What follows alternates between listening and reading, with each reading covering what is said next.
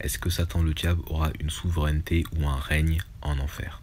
La réponse est non, parce que c'est une fausse idée reçue qui est enseignée par le monde. C'est-à-dire dans les différents films, séries ou encore les dessins animés que l'on peut voir dans la télé. Satan n'aura aucune autorité ou règne sur le fait de faire souffrir les humains avec ses anges en enfer, car lui-même et le tiers des anges qui l'ont suivi seront aussi tourmentés et souffriront aussi de la même manière que les humains dans le lac de feu et de soufre. Parce que l'enfer n'est pas une création du diable et de ses anges déchus, mais bien au contraire, c'est la création de Dieu qui était initialement pour les anges déchus, donc c'est-à-dire le diable et ses anges, mais aussi pour les humains qui n'ont pas été sauvés.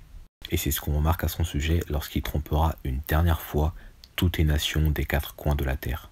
C'est ce qu'il dit dans Apocalypse 20 du verset 8, et il sortira pour tromper les nations qui sont aux quatre coins de la terre, Gog et Magog, pour les rassembler pour la bataille, le nombre desquels est comme le sable de la mer. Et ils montèrent sur l'étendue de la terre et entourèrent le camp des saints et la ville bien-aimée.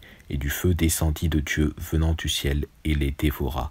Et le diable qui les avait trompés fut jeté dans le lac de feu et de soufre, où la bête et le faux prophète sont, et ils seront tourmentés jour et nuit, pour toujours et à jamais.